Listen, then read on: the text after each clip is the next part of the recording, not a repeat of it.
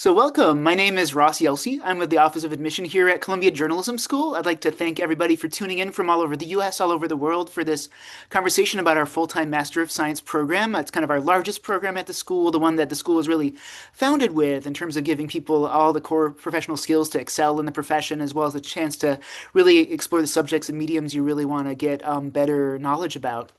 And I'm really happy to have George Miller, the Associate Dean of Academic Affairs, with us today, as well as three alumni of the MS program. We have Laura Esposito, a member of the class of 2023, Trisha Mukherjee, and Jesse Lynn from the class of 2024. So we'll get their perspectives on kind of the experience of being an MS student over the course of our conversation. So what I'll do is we'll go over some core things people should know about this program, and then we will open it up for some questions at the end in the chat. So if you have any, hold on to those, and we'll be able to answer those in a bit. And the great thing about having this conversation today in October is that there's about over 2 months still to get an application together. You might be kind of looking at the different opportunities here right now, exploring them, coming to some other webinars about our specialized programs that are coming up in the coming days. But this is a great time to kind of understand the programs better. And of course, if you have more questions, we have opportunities to meet with the admissions team. You can reach out to us at apply.journalism at columbia.edu anytime to talk more about specifics you want to get more knowledge about. So please know that the conversation is just beginning with this, and then there's going to be plenty of time between now and when the apps will be due on December 15th. But George, maybe just to begin, some people I bet in this conversation who are joining us as attendees maybe have started an application already and they've already decided the MS is the right fit for them. And other people are maybe just kind of shopping around to get a sense on what these different programs are, what they mean. So maybe just in a nutshell, can you tell them a little bit about what the MS program is and kind of what kind of training and skills it provides students? Sure. Hey, everybody. My name is George Miller. I'm the Associate Dean for Academic Affairs, and I've been a journalist for most of my adult life, and still consider myself a journalist. And so you don't have to call me Dean, Professor, whatever, Doctor, Admiral, anything. You can call me George.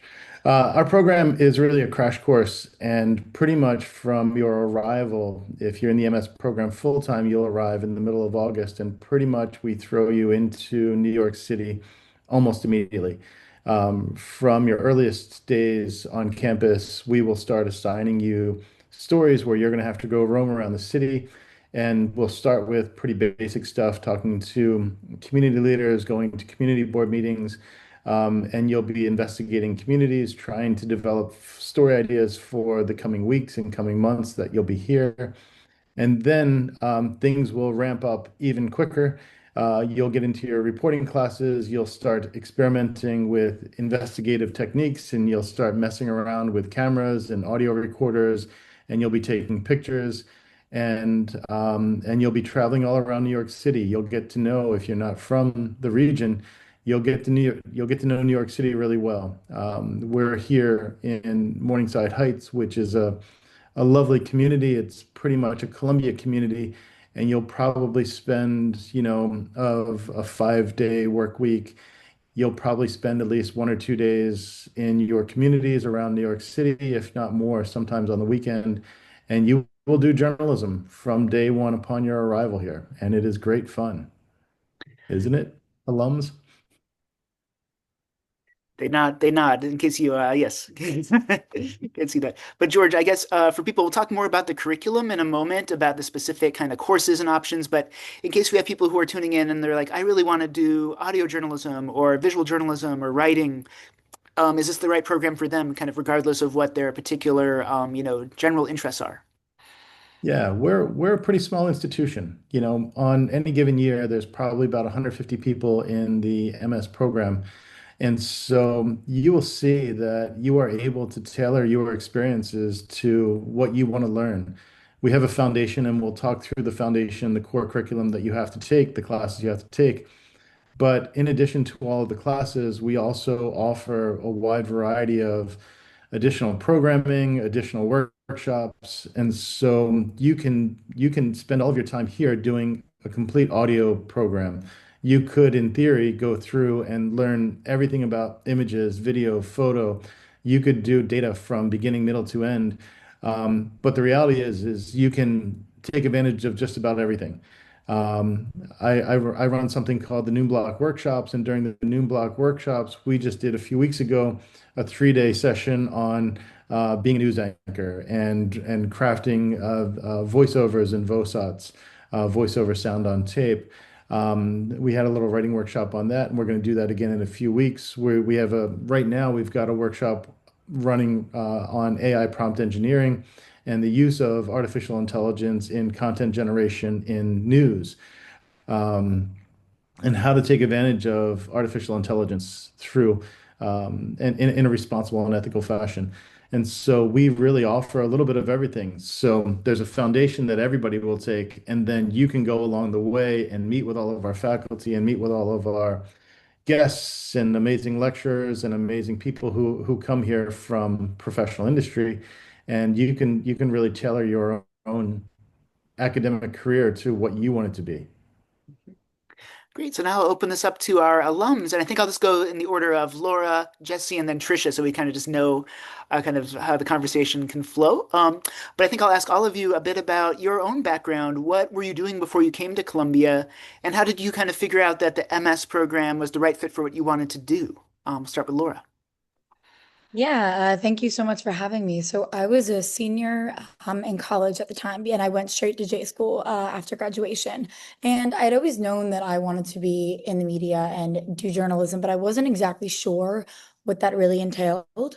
I had like a host of internships in during my college career, and that most recently I was working as a production intern at MSNBC News, and I really wanted to broaden, my skill sets into more text writing. I was really interested in people getting their news through audio and podcasting, and it just felt like I wanted to kind of throw paint at a wall and see what sticks with a bunch of different, refining of skills, and not just get pigeonholed into one little sector of the media with production. So J School for me was kind of the way that opened up all those different doors into the things that fill me up, the different kinds of, versatile journalism and storytelling I could do, and just really broadened my life experience.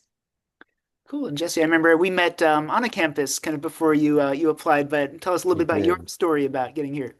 Yeah, we met Ross at Georgetown, where I was doing undergrad. I was an international relations major, and I'd always thought that, unlike Laura, I never really had a clear idea of, going into journalism or media.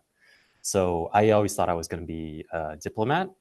But, I was talking with Ross in my senior year at university, and I was just very I didn't like my curriculum. I didn't like that I was learning from a textbook. I didn't want to go into government anymore. And so I was floating a little bit for about 3 years, I'd say, and then I met Ross.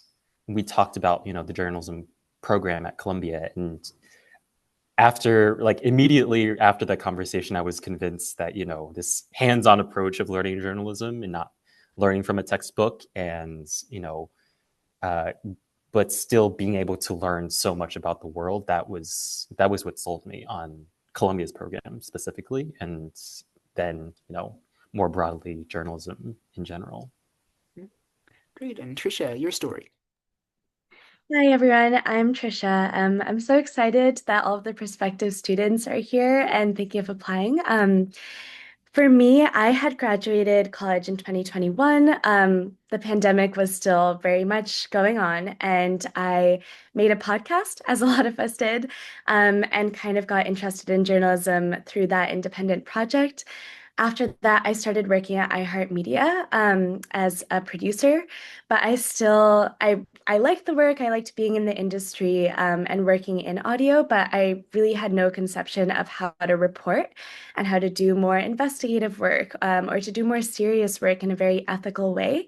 And I realized that the best way for me to learn that was to go to Columbia Journalism School. And I chose the MS because I was also interested in the investigative program, the data program, and doc, like all of those parts. But as George mentioned, by joining the general MS program, you get a taste of all of those, and then you can dive deeper into whichever one you're most interested in. Great. And now, George, I think we'll share my screen in a second to take a look at the curriculum because I know a lot of people are hearing all this great stuff about the program, but maybe it's a little less tangible about how this kind of actually plays out in a very short amount of time, 9.5 months in our full-time program. So we'll look at that, and then yeah, we'll talk a little bit about the fall and the spring. I know we could probably talk for hours about each class in detail, but maybe we'll do the broad strokes discussion about kind of how the curriculum is generally just built. One second here. Great. All right. Cool. So there we are. So maybe, George, if it makes sense, we'll talk kind of just about fall and spring kind of broadly. But as you can see, there's a kind of a dotted line here between the two semesters, basically, where winter break falls, but also between the two chunks of the program, fall and spring. George, maybe we'll talk about just what the fall is like in terms of like the key things you learn and the kind of the core training you get in that particular part of the curriculum. Yep. So, oh, I should also say that I'm also an alum of the program. I graduated here a long time ago, and so I understand the student experience, not as recently as Trisha, Laura, or Jesse, but I did this program as well. Our fall semester is really about giving you the foundations. One, it's about calibrating all of our students to make sure that they've got the exceptional foundational skills to go and do the other work that they need to do. And we really start with reporting. Reporting is the foundation of any style of presentation that you want to do. So our reporting classes will sometimes begin in August, but will really run through the first half of the fall semester. At the same time, you're taking the reporting class, which most of our reporting classes, you'll be assigned a beat. Most of the beats are geographic. You'll be assigned a neighborhood somewhere around New York City. Some of our faculty assign you topical beats, and so you'll work on immigration or climate change or things like that. And pretty much in the reporting class, you'll probably spend a day and a half in class and at least a day and a half in your communities, if not more. At the same time you take reporting, we have you taking a class called Investigative Techniques. And in Investigative Techniques, you're working with some of the most world-renowned investigative journalists who come here and will teach you databases. They'll teach you how to find information. They'll teach you how to process and develop in-depth stories using concrete information, and then even getting into how to build your own databases and develop sources along the way. You'll see that there's something there called Journalism Now. Journalism Now is a Tuesday night lecture series. So the way that I think of our education is we expose you to ideas, we give you foundational training, and then in the spring semester, we provide you with proficiency training. And so you'll develop your own expertise. Everybody during the fall semester will get a touch of a little bit of everything. Reporting is really platform agnostic, although most of the assessments are done through written stories. In the second half of the fall semester, you take a written word class where you apply the reporting that you did and the reporting that you learned, and you really focus on topical ways of presenting that information. Some of our written word classes are designed around long form writing, some are designed around sports, and some are designed around writing for the ear or writing for video. You'll also take an image and sound class, and you'll have the option of choosing the written word classes and the image and sound classes. For reporting, we place you in those classes, and for investigative techniques, we place you. For written word, you get to choose which of the classes you would take, and we usually offer 15, 16, 17 different classes, which means 15, 16 different styles of writing. And for image and sound, you would take one of either audio, video, photo, or data. And it's a pretty intensive class where over 7 weeks, you're really learning the foundational knowledge that you would need in order to springboard into the spring semester.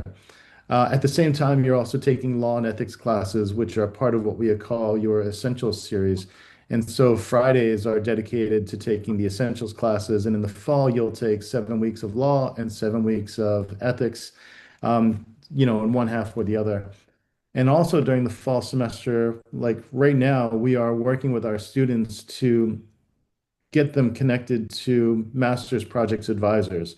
And so I see Jesse, Trisha, and Laura might go through PTSD, but we are right now starting to assign people based upon the students' interests. Mhm. And so, we have 40 or 50 people who are potential master's projects advisors, and our students get to choose who they want to work with based upon the advisors' backgrounds, their work experience, the type of work that they do, the type of stories that the students want to do, words, sound, video, images, combination thereof, visualizations, and then you'll launch that project, the research for the project right, now in about the next week or so.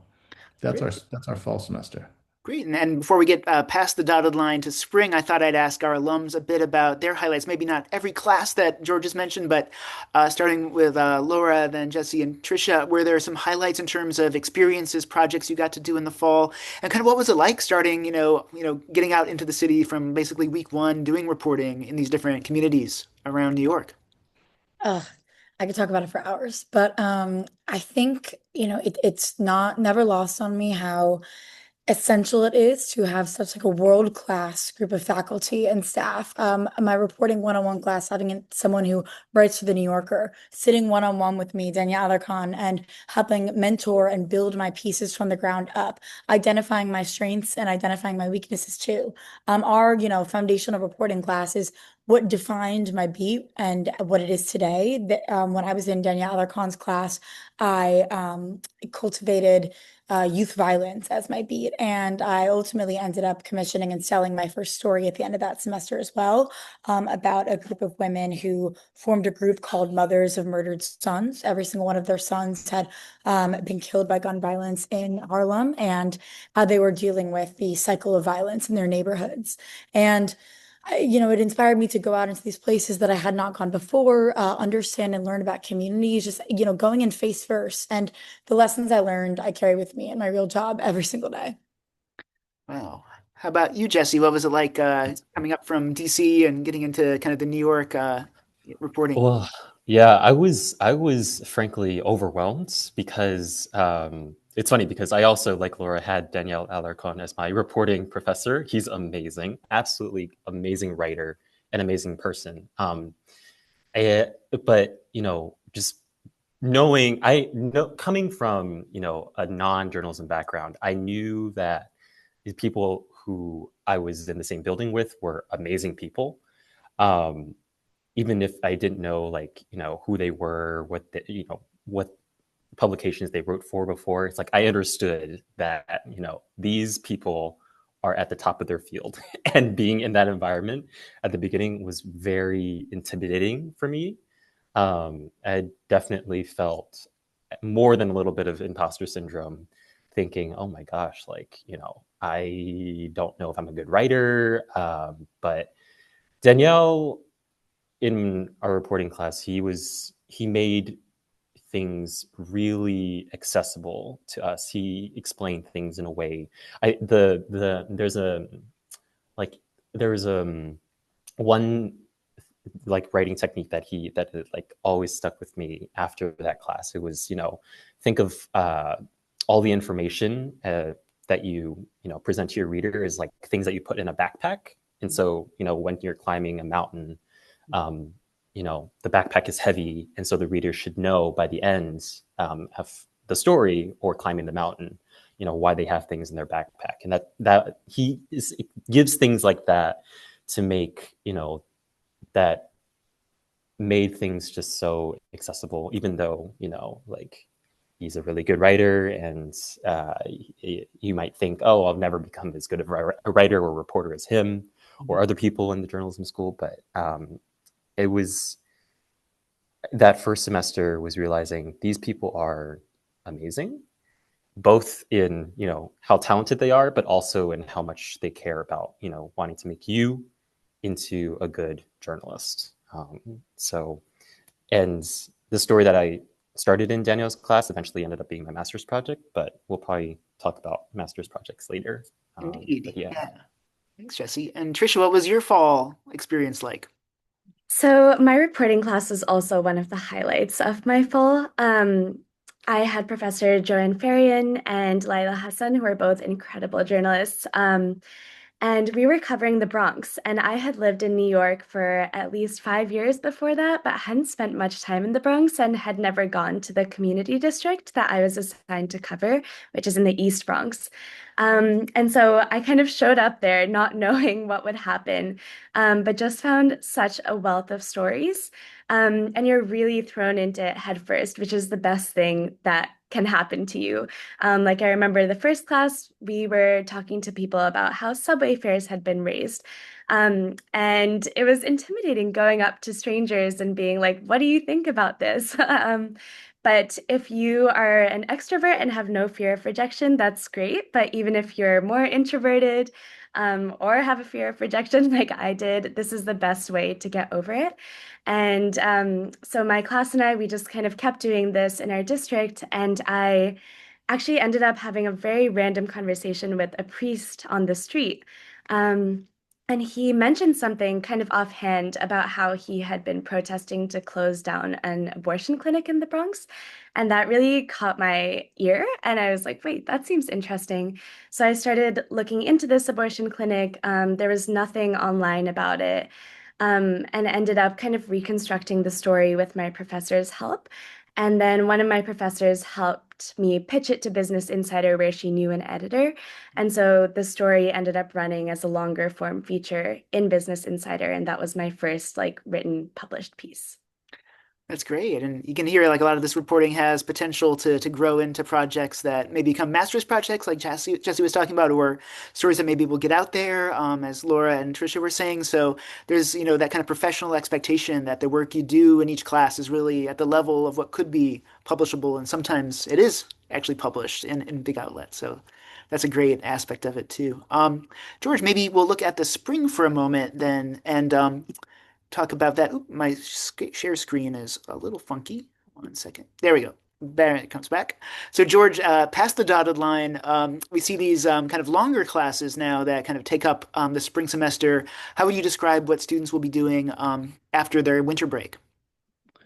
So I should explain what happens during the winter break. So during the winter break, you will actually go into the winter break with a reporting plan for your master's project. In the fall semester, it's really about ramping up the master's project, and you'll submit an idea to your master's advisor, usually around December 1, and then you need to have a reporting plan in place by the time you go into the winter break, usually around, the 14th, 15th of December. And so for 2 weeks in December, because the holidays really shut down the world and it's difficult to have communication with people then, we recommend that students are working on their projects, doing the original sourcing, doing the background, putting together and fleshing out that reporting plan. And then in January, you really hit the ground running. January 2nd, January 3rd, you are knee deep in your communities, doing reporting and investigations and communicating with people. And then you'll also be taking in the spring semester 2 classes. We call them seminar and production classes. You have to take two.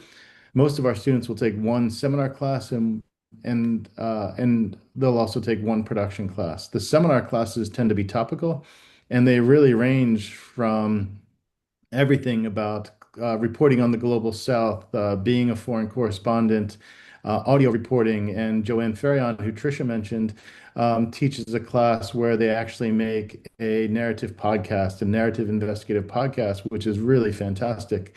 We have other classes that focus on magazine writing and video production. We have one class that essentially has students crafting an evening newscast. And with the evening newscast, they're also doing all the socials and interaction with audiences that you would do in a modern newsroom. And so our spring seminar and production classes really run the gamut. You'll be able to choose what you want to do.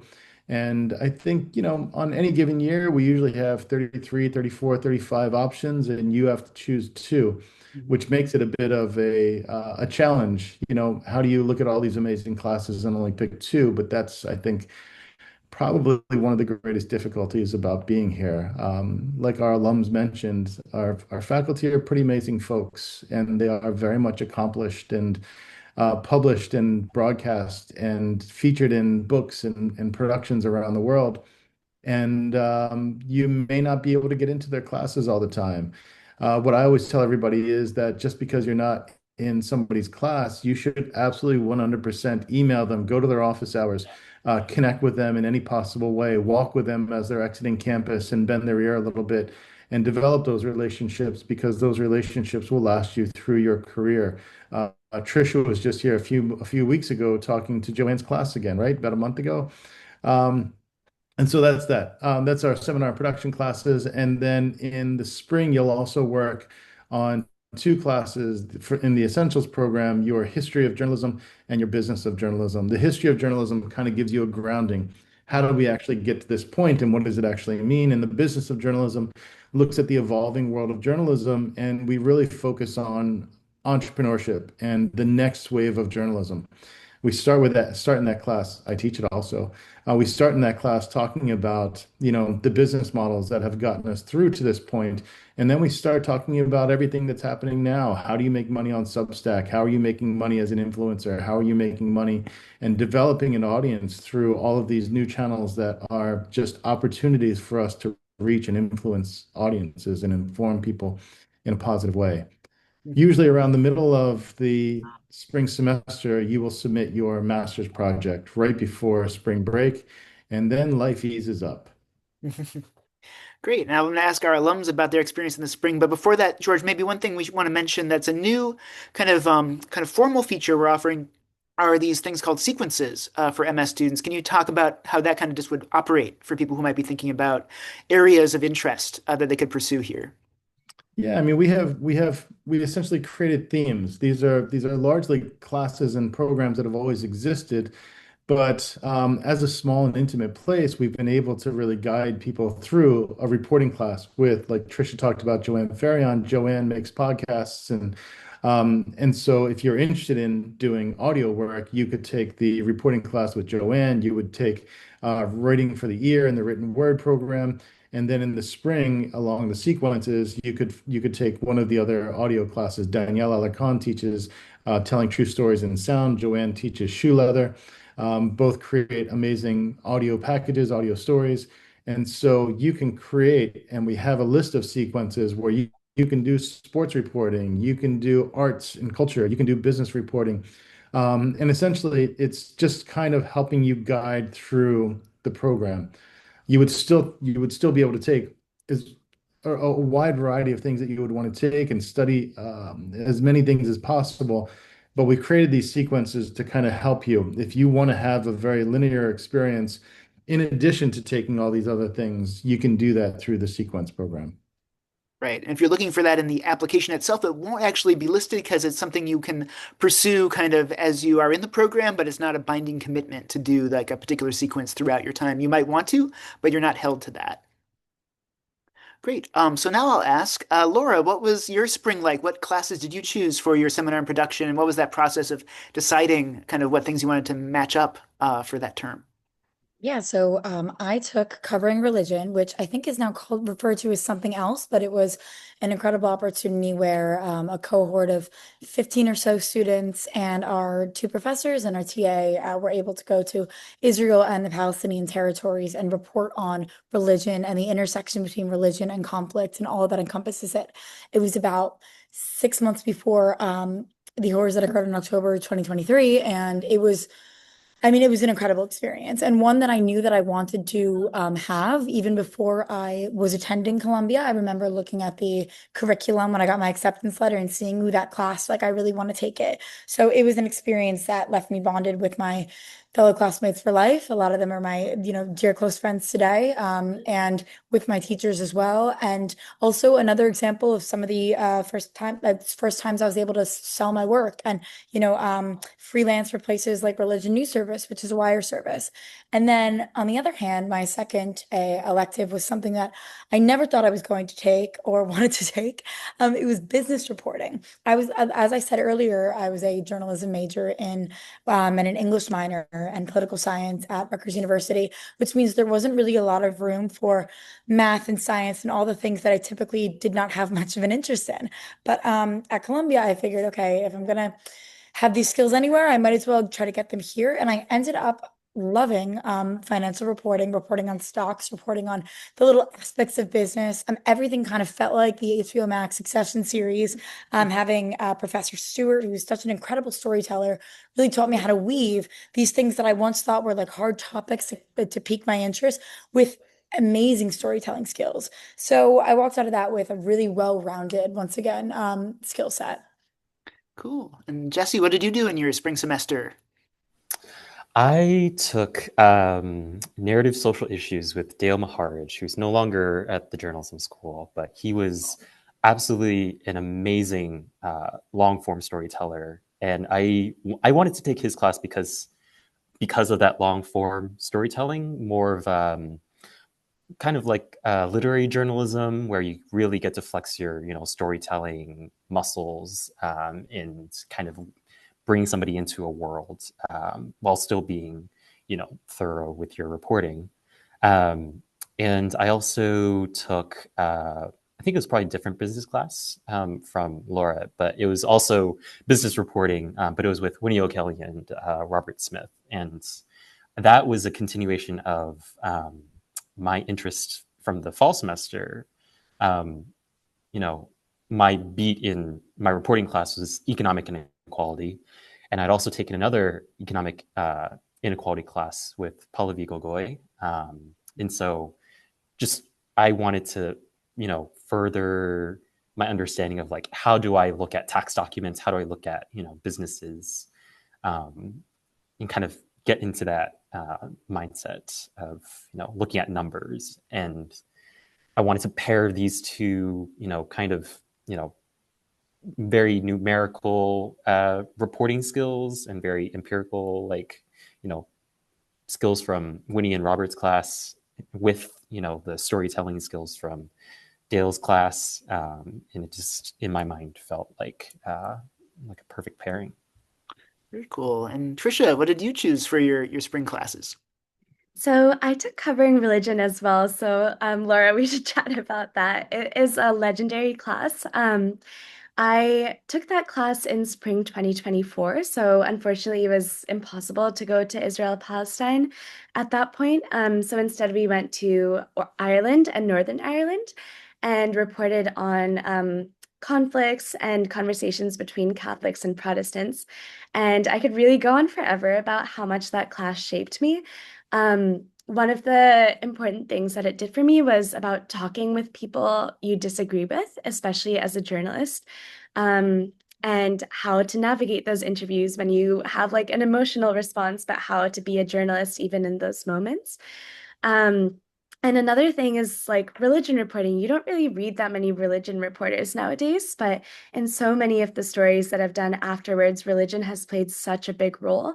And I think it's at a place like CJS where you get to really like focus on those undercurrents of topics like religion that you might not really learn about or dive into otherwise. And in addition, I took investigating healthcare with Charlie Ornstein, who works at ProPublica. Again, amazing journalist. And that class was awesome because we learned how to do FOIAs and get sensitive information that like hospitals and insurance companies are trying to hide, and how to talk to patients who had really difficult medical experiences. And that was just such a good crash course in like diving into healthcare data, which is otherwise impenetrable. And I think one of my big takeaways from that course was like, if you just look at the data, there's so many stories hidden there. But to learn how to sort through that data is a skill that you can only really learn well with someone like Professor Ornstein. Very cool. And so George mentioned this already, this master's project, we kind of got a sense of the timeline for that. Maybe we can go from Laura, Jesse, and Trisha just a little bit about, and we could talk again for probably another hour about everyone's master's project in detail, but maybe just a little bit of your kind of overall experience doing that and kind of just the general subject matter you got into with that project. Yeah, as I said, my reporting 101 class was really a foundation for my beat and what I covered afterwards in my first job, and also just my master's project as well. So my master's project was around two women, one who lost her son to gun violence, and another who was working with her sister's killer, who her sister was shot and killed as well. And it was kind of both of these women activists were on either sides of the gun. One worked with victims, another one worked with perpetrators. borders. And it kind of followed their hardships as they were grappling with their own losses and trying to push their pain into purpose. It was a privilege to be able to tell their stories. I was able to bear witness to some of the most vulnerable moments of their lives. And I believe that, focusing on human-centered narratives is how we, reach each other, and especially in moments of such intense polarization that we're in today. And that really shone through. I was actually able to sell my master's project for the Trace, which is a nonprofit dedicated to covering gun violence across America, a couple months later. And it ended up becoming one of their most read profiles that they've had. So it was an amazing experience. Difficult, but so worth it. Mm. How about you, Jesse? What was your experience like? Um, well, my master's project essentially spanned my entire year at journalism school, starting with my reporting class, where I met um, a public housing resident. Her name was Jackie. Um, Her public housing complex is in Lower Manhattan, and at the time, there was a private developer who was working with the New York City's housing authority to perhaps change the public housing complex and make it so that it wouldn't just be public housing residents there. It would also include, mixed income, uh, basically people who are paying market rates in there. And that story of these public housing residents, many of whom have lived there and their families have lived there for generations, and who depend on an affordable place to live in one of the most expensive cities in the world. Um, that story resonated with me, and I just couldn't let go after I talked with Jackie and her neighbors and her family. I went to her apartment quite a few times, and I talked with the people who they considered evil, the developers, or the housing authority president, not the housing authority president, sorry, but the public housing complex president. um, you know Everybody had their own motivations and their own fears. Public housing is expensive to upkeep, but people rely on the subsidies to have a place to live, and there were just so many different conflicts and intentions in the story, and that at the end, I just couldn't. It just seemed like it was a story that needed to be told, and kept needing to be still needs to be told, I think, because housing continues to be such an important topic in America right now, that this little tiny story that I focused on it felt like yeah, I just needed to continue with. So Got it. And Trisha, what was your experience like? So, for my master's project, I was really interested in migrant deaths at the US-Mexico border. And specifically, there's a lot of coverage about immigration, but I wanted to learn about families who had lost their loved ones as their loved ones were crossing the border, so had either died or disappeared. And of course, this is a really heavy and sensitive topic, but my master's advisor, Paula Span, was awesome. We worked together hand in hand the whole way. And at a certain point, we realized that a lot of the story was in New York, but a lot of it was also physically at the border. So with her blessings, I made a quick trip there over winter break, and spent several days, yeah, just diving into every single aspect of this crisis. So, for example, for some reason, Customs and Border Patrol let me go to their headquarters and go into their control room and see their canines and everything, which is a crazy experience. And there were moments like that, but there were also moments where I was in the desert for 2 days, essentially shadowing search and rescue teams who were looking for people who had disappeared. And it was such a vibrant scene of the feeling of being in the desert. and looking for these people who had lost their lives there. Um, and I felt like it was a huge privilege to be able to work on that story and to write 3,000 to 5,000 words on it, an opportunity that when you go into your career as a journalist is much more rare. So yeah, and it was just a huge privilege to tell those stories, and my master's project will actually be coming out soon. It's been a while, but I've been continuing to pitch it and update it with what's happening these days. That's great. That's wonderful. And one thing, just as you probably are observing if you're participating or watching this right now, is that people are doing incredible stories, and this is all just in the span of 9.5 months. And there's so many things that we're not talking about, other stories, other projects. So you're going to accomplish so much and kind of grow so much in the program just in a short amount of time. And we're just getting a little sample of that in this one conversation. But kind of move it forward a little bit. I'm sure people are wondering what people kind of do after they finish the program. So maybe Laura, Jesse, Tricia, you can tell us kind of what your career path has been like since you finished the program and what you're doing now.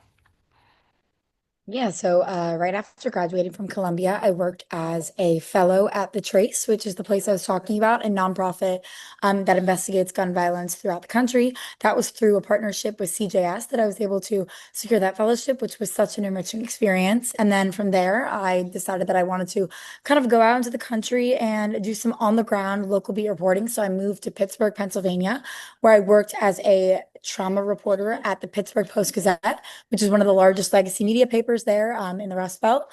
And from those experiences, I ultimately carved out a beat for myself covering political violence and extremism. I was there the day that the assassination attempt on then presidential candidate Donald Trump's life happened. I was able to cover the election and the campaign trail, interview the likes of JD Vance, Trump, and more. And then from there, once the election subsided, I ultimately ended up pursuing a job as a politics reporter at the Daily Beast. So now I'm back in New York and I cover all things the White House, the Trump administration, and the forces affecting our country. And Jesse, what's your path been since you finished your degree? Well, right after journalism school, I took a job where I am now at the Green Bay Press Gazette. It's called the community/politics reporter. It used to be called the watchdog reporter, but they wanted to expand the scope to include not just covering city hall or politicians, but also have emphasize human stories, like what are residents experiencing, kind of what we do at Columbia Journalism School, focusing on people. So, but first, when I first got here, it was almost like a redo of diving headfirst into journalism school. It was right before the 2024 presidential election, so you know, Wisconsin being a swing state, very much like Laura's experience in Pittsburgh, you have a lot of people come through. I think I covered, there was Elizabeth Warren and JD Vance all within a span of a week. And then there was Pete Buttigieg. And then things really ramped up with in October and November with Tim Walz. And then Kamala Harris's first visit up here. And then Donald Trump right afterwards. So after that, it was back to City Hall covering the budget. And then I don't know if you guys know, but the NFL draft came to Green Bay for the first time this year. So I got to cover the draft with all my colleagues for 3 days out at Lambeau Field. So that was an all hands on deck effort in a small newsroom like this one. And yeah, so now I'm doing an investigation, and that's all I'll say for that right now. But definitely using the data-driven reporting that I learned at the journalism school for that, and yeah. Great. And Tricia, what have you been doing since you finished your MS? After I graduated, I moved to London to work at ABC News there. This was a Columbia specific fellowship, so it's only for Columbia Journalism School students. And I was covering international news. So a lot of my work focused on the wars in the Middle East and also Russia, Ukraine. But I also had the amazing opportunity to just pitch stories that I thought were interesting from around the world and then write those stories for ABC's digital website as well as its like video platforms. And then after that fellowship, there's a New York Times opinion columnist named Nick Kristof who does a lot of global health work, and he has a contest every year where he selects one student journalist to go on a reporting trip with him. And I had applied to that contest as a J School student and was selected. So I spent about 2 weeks with Nick in Kenya, Madagascar, and Mauritius, reporting on global health and ended up having a couple stories. One was on period poverty, one was on breastfeeding and its ability to save lives, and also the USAID cuts. Those came out in the Times. Um, and then after that, I realized I wanted to move back home to the US. So I was working at ABC in New York for a while, covering their domestic side of things. Um, but recently decided that I wanted to go independent because I have a bunch of projects that I'm super excited to work on my own. So that's what I've been doing recently. And I wanted to just note that in the last 2 weeks for some of these independent projects, I have met with four of my J School professors, even though I graduated a long time ago. But those professors took like hours out of their day to chat with me and connect me to sources and connect me to like other support. And so just to note that like those connections are really lifelong. They don't end when you walk out the door and graduate. Yeah, that's a great point. As someone who works in Pulitzer Hall year after year, I see, alums from all sorts of different generations coming in to meet with faculty, as Trisha was saying. So it's very common in person to do that. I'm sure there's a lot of phone calls and Zooms I don't have knowledge about, but it's definitely that is a great, aspect of just the community here and how it endures even after you finish the program. And I see we have just a little bit of time left. I wanted to ask a question less about like the curriculum and these projects, and maybe ask Laura, Jesse, and Trisha just a little bit about what's the community like here and what's it like to actually be in this building day after day with your classmates. What will people probably not understand just from looking at the website and seeing the names of these classes and the skills they'll get, which are really important. But what's it like kind of to be a member of the J School community?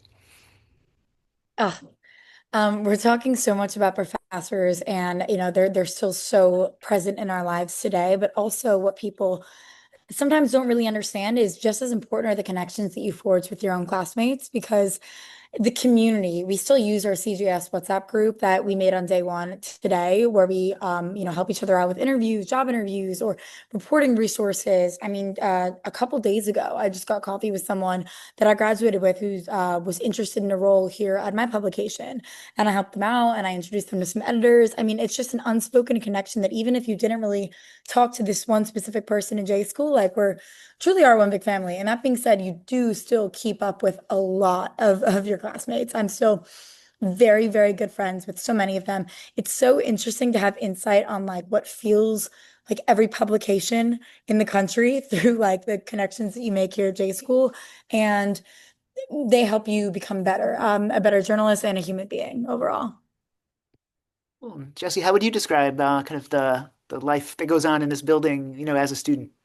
Well, you will definitely see a lot of people working very late at night at Pulitzer Hall because everybody's just really, really driven to, do the best they can with their work. But then kind of like what Laura says, a lot of the life is outside of Pulitzer. I loved getting, dinner and drinks with, just my friends outside and just chatting, about work and the reporting that we were doing, but then also just enjoying each other's time and then realizing, oh yeah, that would be a good story, just out of random conversations that we would have, and and then I still love scrolling on Instagram now and realizing that two of my classmates in our reporting class are about to get married.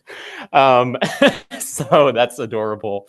Hopefully, I will be invited to their wedding, and just I had a phone call with one of my other reporting classmates, and just she was having some trouble with the guidance that she was getting from her editor, but and we're close enough that we could talk through and give each other reporting tips, even though she's half a country away. So, you know. Very cool. And Trisha, how would you describe this place? I think the word that comes to mind is supportive. Like I think we all came in with imposter syndrome on the first day. We're all like, oh, like I don't know if I'm qualified to be here. Um, but your friends and your professors like really help you every single step of the way.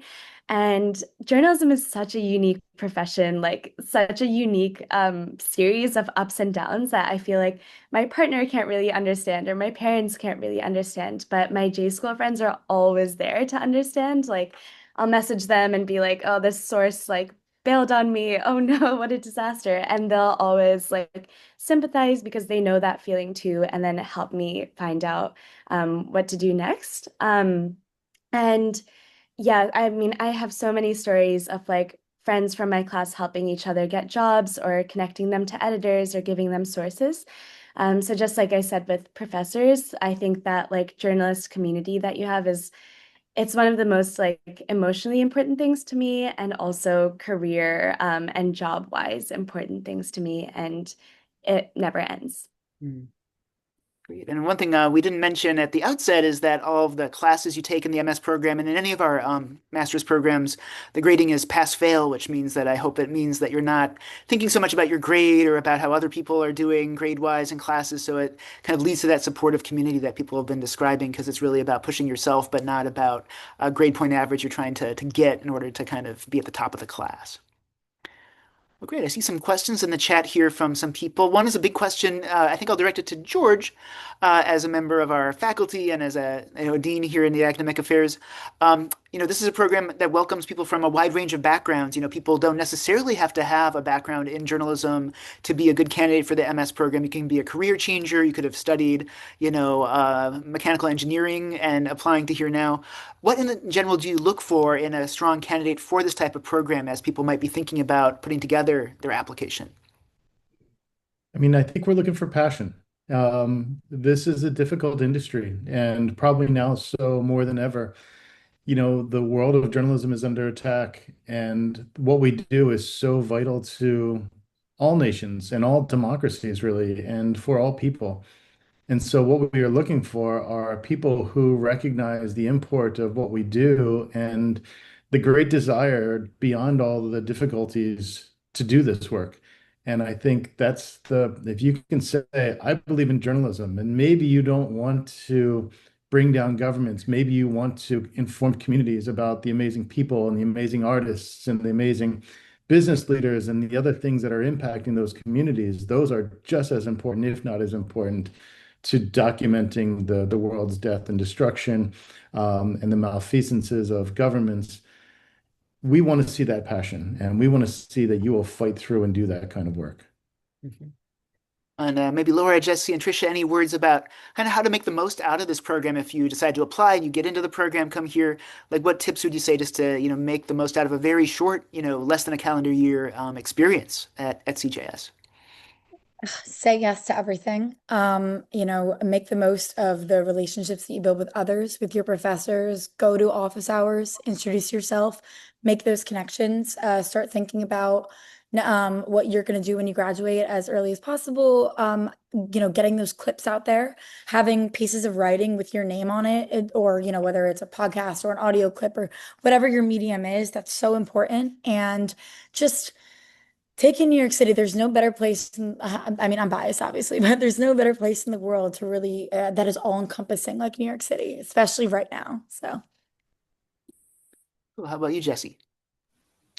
I would give a little bit of the opposite advice too, because there's also you can say a yes to everything, but really understand what you care about, because you can say yes to everything, but if you'll find what you really want to write about at the journalism school, and so you should say yes to everything, but especially prioritize, if an opportunity comes up that, you really want to pursue that and feel okay with giving up something else if you really feel like, you're going down the right path for yourself. Mhm. Yeah, and Trisha, what would you say about making the most of this time? Yeah, I think the time goes by so fast. It's only 9 months, so I do think like every day is a new opportunity. Um, I would say talk to as many people as you can. One thing that we haven't mentioned, which is like in addition to the classes, there's so many amazing events that the J School has. So you'll hear like professional journalists from several different outlets and doing all different sorts of work come in, and there will be something like that every day or every other day. And I loved going to those and staying after to chat with those journalists and maybe getting their contact information down. And some of those people I've like asked for advice months after. Same with alumni or same with yeah, professors, like just speaking to people and getting their perspectives can really shape what you do afterwards. And like I have heard stories of someone going to an event and like talking to the stranger beside them and then getting a job in the journalism world because of that. So the J School is just the kind of place where those things happen if you put yourself out there. That's great advice. Well, great. I see a couple questions. I'll just do a quick answer to these questions. Someone was asking about kind of TV news broadcasts, if we offer things in that. Yes, we do. We didn't have any alums who necessarily took this great class called Video Newsroom, where you get to go and produce basically a weekly TV show. But that's one of the opportunities you could potentially explore in the program if that's a goal of yours. As George and everyone is saying, if you have particular ambitions to learn certain subjects or certain mediums, we have classes and mentorship to really take you to the next level, whatever that might be. So even if we didn't touch on that in as much detail today, you can rest assured that we'll have, a good amount of, opportunities to get, great clips, great, advising and great professional skills in whatever it is you're looking for. And one last question, an important one I didn't say at the beginning, is whether we have an application fee this cycle. The answer to that is no. This year we are waiving the application fee, so people are welcome to apply. There's no monetary cost related with submitting your app this year. So hopefully that will make it a little easier to make a decision to consider joining an MS class in the future. And just to reiterate, our deadline is December 15th if you're thinking about the MS program. And please attend some of our upcoming sessions. We'll have more about the nitty-gritty of applying as well as some of our specialized programs we didn't talk about today, but in case you're interested in those will be coming up in the next couple weeks as well. Well, I'd like to thank George Miller, Associate Dean of Academic Affairs, and our alums, Laura, Jesse, and Tricia, for this such great insight into the MS experience. It's been a really great conversation. I wish I could talk for another hour with all of you about even more stuff that you get to do while you're here. But thank you again. I'd like to thank everyone for attending and for having such good questions for us as well. And we look forward to seeing you at more events soon. And we'll be doing many things online, but also some in-person events in case you are in the New York area and want to get a taste of the J School life by maybe getting into Pulitzer Hall and seeing what we're all about. So hope to see you all soon. Have a great rest of your day, and we look forward to being in touch. Bye now.